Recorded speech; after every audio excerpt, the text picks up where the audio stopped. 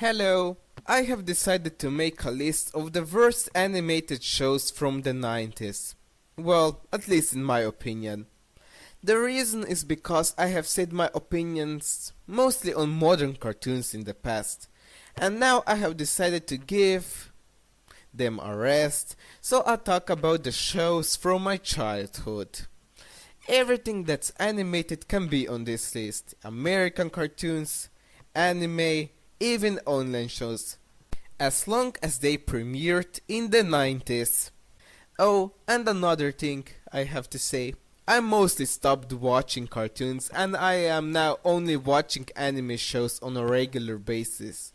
And I occasionally watch some old classic cartoons, especially those from MGM Studios. However, I do sometimes watch other animated shows normally when I have to babysit my niece, and that's the reason why I talked about a few modern cartoons in the past that I really don't like. So, let's begin! Number 20. Pinky, Elmira and the Brain. So Pinky and the Brain is a spin-off of the Animaniacs, and this show is a spin-off of Pinky and the Brain. The main problem with this show is Elmira. She is a character that isn't meant to be one of the most important characters in the show, because she is annoying and she is abusing her pets. That's it. You can't get much out of a character like this. The people who created Tiny Toons knew this, and because of that she only occasionally appeared. Also, this is a character that the viewers want to see in small doses.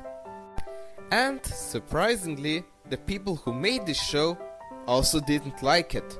And they even showed this in the actual show. In the opening it says, "Now Pinky and the Brain share a new domain. It's what the network wants, why bother to complain?" This show had its funny moments, especially by Pinky and the Brain. However, Elmira's annoyingness and stupidity ruined this show. Also, the writer and producer of this show, Peter Hastings, left Warner Brothers for Disney because of this show.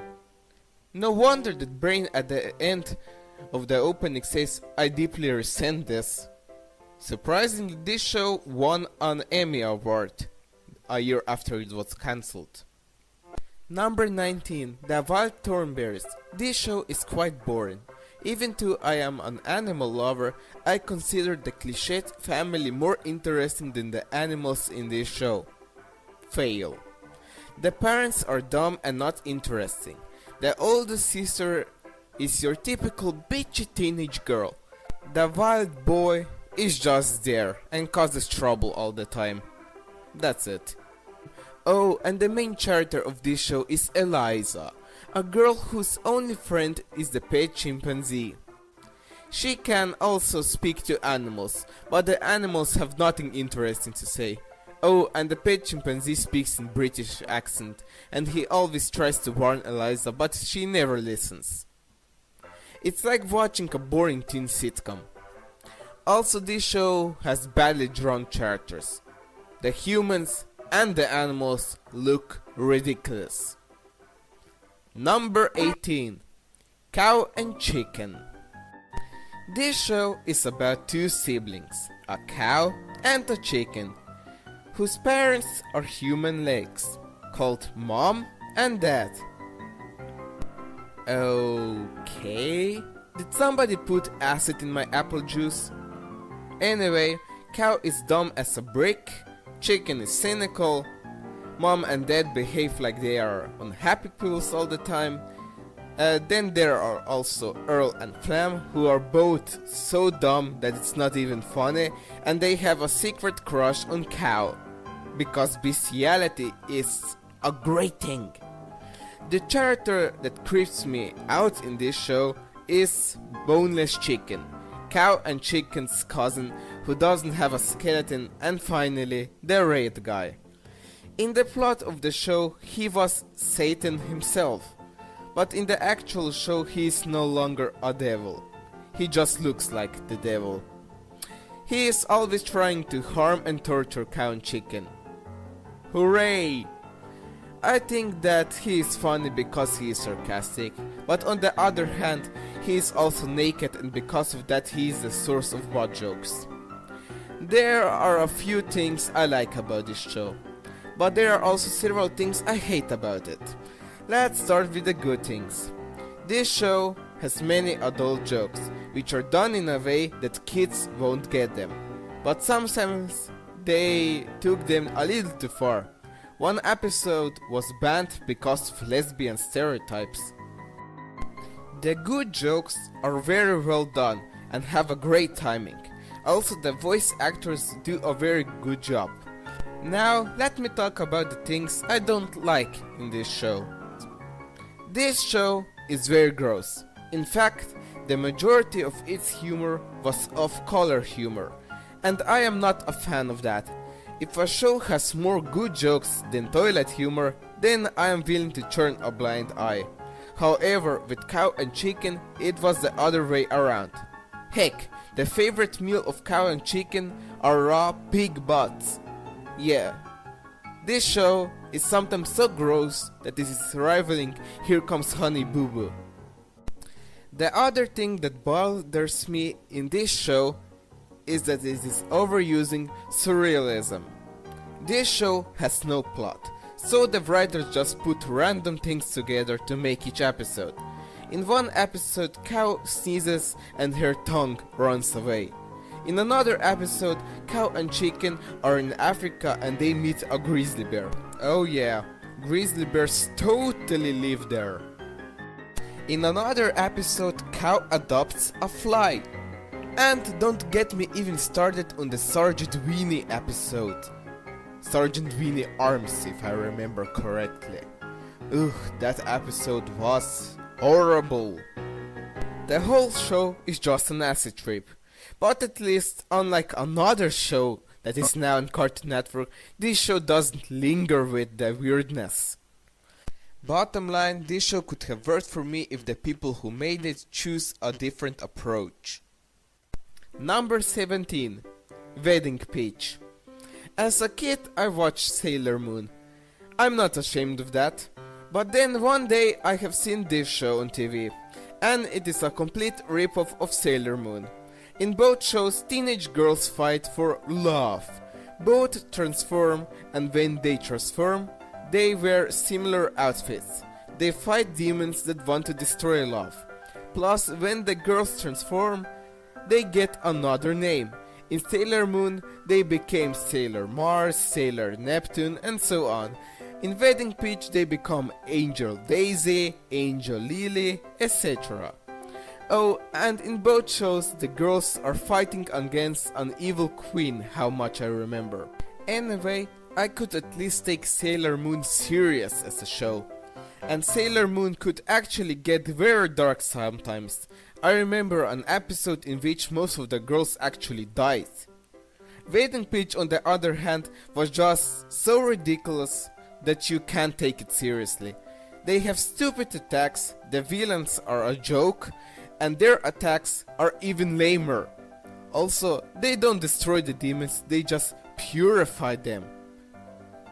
The girls have no personality and are very shallow. All of them are in love with soccer players. Scratch that. That isn't love, that's just lust. So yeah, this show is very similar to Twilight because it is also saying that if you are a teenage girl without a boyfriend, then your life is worthless, and that you should get married as soon as possible. And in the end, they all get married. Good God. This show is so sugar-coated that people with diabetes shouldn't even watch it. I mean, just listen to this. Next episode of Wedding Peach, something's in the air. Is it love? There's a wedding coming up. Mine! And I'm getting married to Takano and Mano? Oh, the horror! Will I really become Mrs. Takano and Mano? Find out on the next exciting episode of Wedding Peach. Oh no! Two guys want to marry me! Which one do I choose? The smart one or the good-looking one? Oh, poor me! Anyway, this show is so cliched and poorly done that it is actually entertaining. Number 16. You know what's even lamer than an anime about girls that are in love with soccer players? An anime that is about soccer players. And that's what Captain Tsubasa J is. I don't like soccer, even though it is one of the most popular sports in my country. However, I do understand why people like the sport. What I don't understand is why people would watch an anime that is about this sport. Aren't real soccer matches more exciting than this? Also, the other problem with this show is that most people that watch this show on its original run won't watch reruns because the whole show is just a bunch of soccer matches.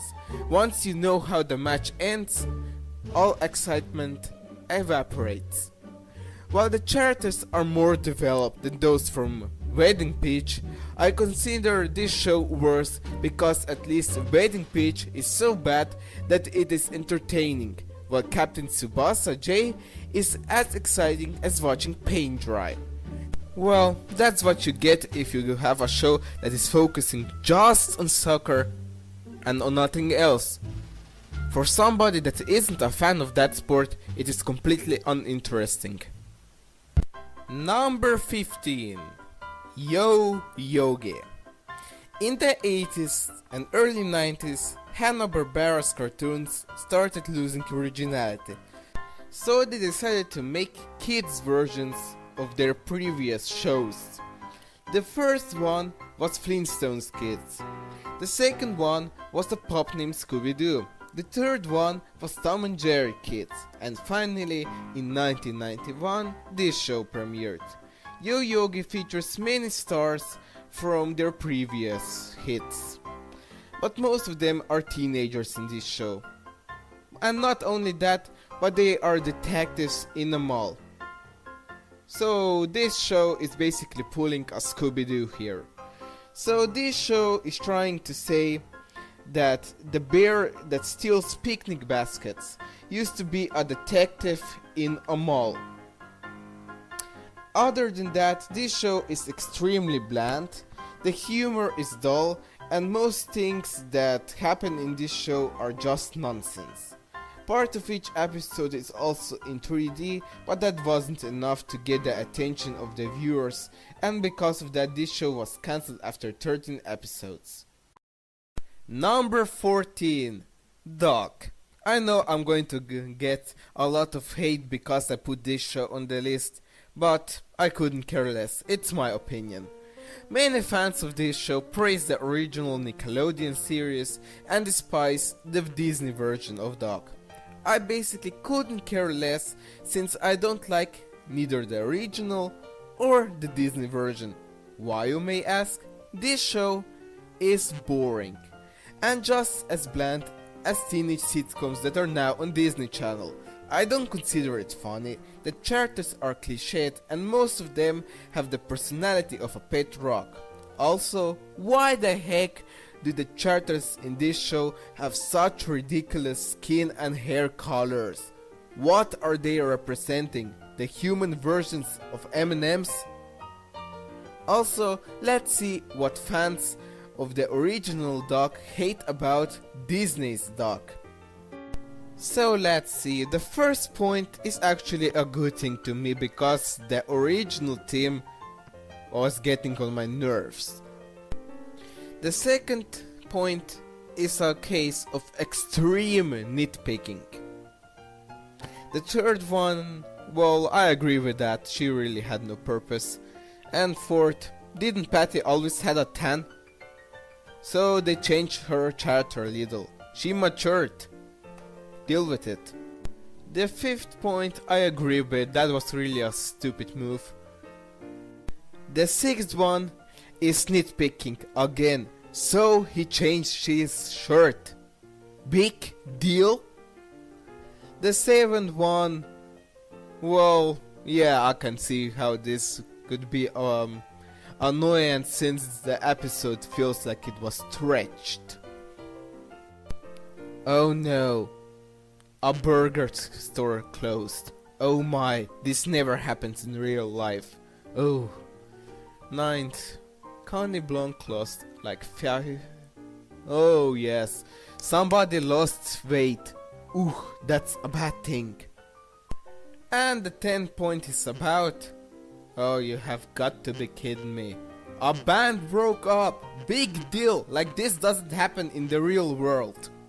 Have these people even seen what happened to cartoon characters when they made live action movies of them? Or what happened to the Looney Tunes characters when they made the Looney Tunes show?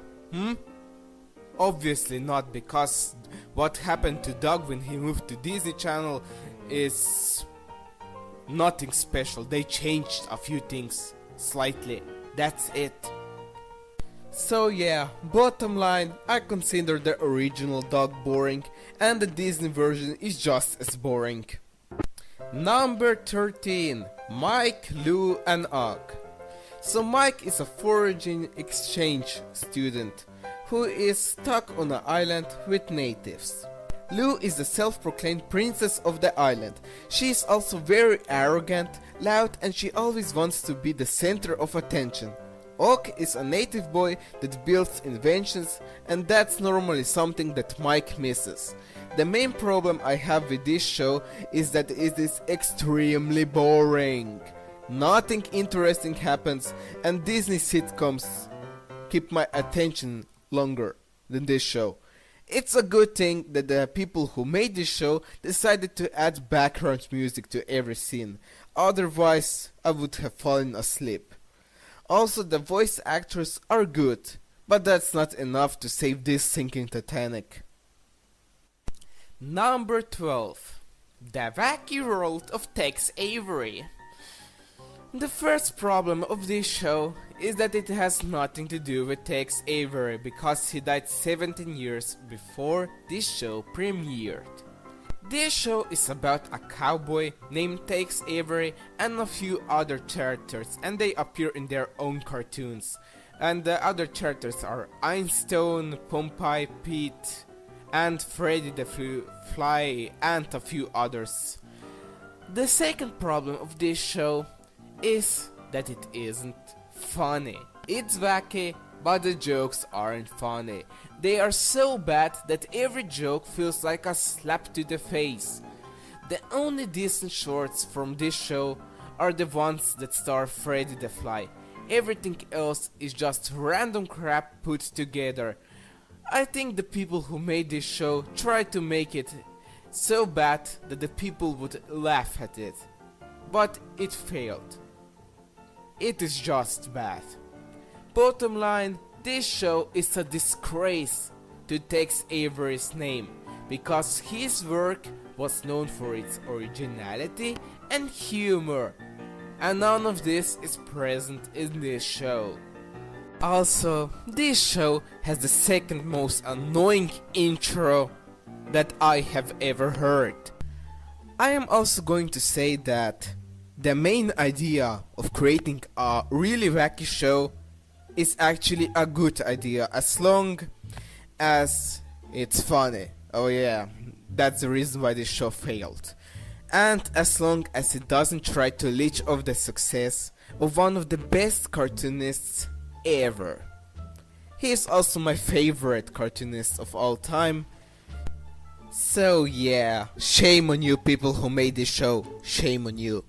And finally, number 11, the last show in the first part of my list, Rocket Power. And before I even start going into detail about this show, I have to say one thing. I am not a fan of sports, except skiing. Well, as long as this show won't just focus on sports all the time, I won't mind it. So let's watch a few episodes. Big surprise! This show is just about sports and nothing else. It just focuses on the sport, on one sport in each episode. And let's not forget the characters, which are all very bland and cliched. And another thing is missing in this show, and that's the humor. At least in Captain Tsubasa, the characters had development. That's the reason why it's not as low on my list. This show, on the other hand, just bad. So that's the end of this video. Next time I'm going to talk about a cartoon that's about a boy band. A cartoon that has the most annoying intro ever.